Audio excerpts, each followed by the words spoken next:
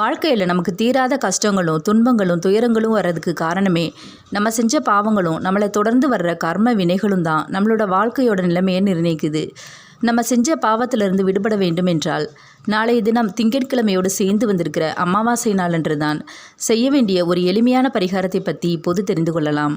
இது வரைக்கும் நம்ம சேனலை சப்ஸ்கிரைப் பண்ணாமல் பார்த்துட்ருக்கவங்க ப்ளீஸ் சப்ஸ்கிரைப் பண்ணிவிட்டு பாருங்கள். அப்படியே பக்கத்தில் இருக்கிற பெல்லைக்கானையும் ப்ரெஸ் பண்ணிவிட்டு ஆல்ற ஆப்ஷனை கிளிக் பண்ணி வச்சுக்கோங்க.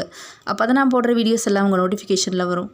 நாளை திங்கட்கிழமையோடு சேர்ந்து வந்திருக்கிற இந்த அமாவாசை திதியில் சிவபெருமானை நினைத்து நம்ம செய்யக்கூடிய இந்த பரிகாரம் நாம் செய்த பாவங்களை நீக்கும் என்பது நம்பிக்கை. இந்த பரிகாரம் செய்வதற்கு நாம் ஒரு 3 வகையான மரங்களை தேடி வைத்து கொள்ள வேண்டும். முதலாவதாக வன்னி மரம், இரண்டாவது வாழை மரம், மூன்றாவது அரச மரம். பெரும்பாலான சிவபெருமான் கோயிலில் நீங்கள் இந்த வன்னி மரத்தை பார்த்துருக்க முடியும். சிவன் கோயிலில் வன்னி மரம் இருந்து அந்த வன்னி மரத்திற்கு நீங்கள் இந்த வழிபாட்டை செய்தால் கோடி புண்ணியம் உண்டு. நாளைய அமாவாசை தினத்தில் உங்கள் வீட்டு பக்கத்தில் இருக்கும் சிவாலயத்திற்கு செல்லுங்கள். அங்கு ஸ்தல விருட்சமாக இருக்கும் வன்னி மரத்தை முடிந்தால் தொட்டு வணங்கிவிட்டு அந்த மரத்தை 108 முறை வலம் வர வேண்டும். நாளைய அமாவாசை தினத்தில் பெண்களுக்கு முன்னோர் வழிபாடு, சமையல் அப்படின்னு வேலை நிறையா இருக்கும். ஆண்களுக்கு திதி தர்ப்பணம் கொடுக்க வேண்டிய வேலையும் இருக்கும். இருந்தாலும் காலை நேரத்தில் கொஞ்சம் நேரத்தை ஒதுக்கி கோயிலுக்கு சென்று இந்த வழிபாட்டை மேற்கொள்ளுங்கள். மதியம் 12 மணிக்கு முன்பு தான் இந்த வழிபாட்டினை செய்ய வேண்டும். 108 முறை வலம் வர முடியாதுன்னு நினைக்கிறவங்க, வயசானவங்க, உடம்பு சரியில்லாதவங்கள்லாம் குறைந்தபட்சம் 3 முறை சுற்றினால் கூட போதும். மரத்தை சுற்றி வரும்போது சிவபெருமானை நினைத்து குலதெய்வத்தையும் நினைத்து செய்த தவறுக்கு மனதார மன்னிப்பு கேட்டுக்கொள்ளுங்கள். வன்னி மரத்தில் சிவபெருமான் குடியிருப்பதாக ஐதீகம். வீட்டுக்கு பக்கத்தில் வன்னி மரம் இல்லைன்னா வாழை மரத்தையும் நீங்கள் சுற்றி வரலாம்.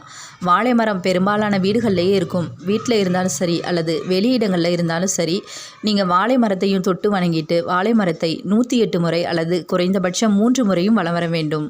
வாழை மரத்தில் விஷ்ணு பகவான் குடியிருப்பதாக சொல்லப்பட்டுள்ளது. அடுத்ததாக அரச மரம். நிறைய இடத்துல நீங்கள் அரச மரத்தை பார்த்துருக்க முடியும். 30 முக்கோடி தேவர்களும் இந்த அரச மரத்தில் இருக்கிறதா ஐதீகம். பிரம்மா, சிவன், விஷ்ணு 3 பேருமே இந்த மரத்தில் வசிக்கிறார்கள் என்றும் சொல்லப்பட்டுள்ளது.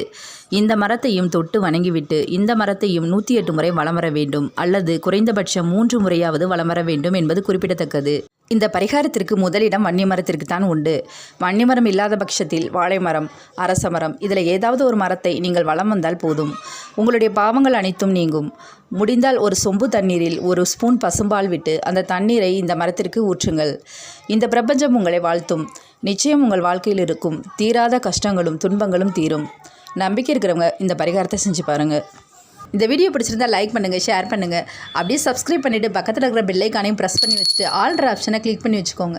தேங்க்யூ ஃபார் வாட்சிங்.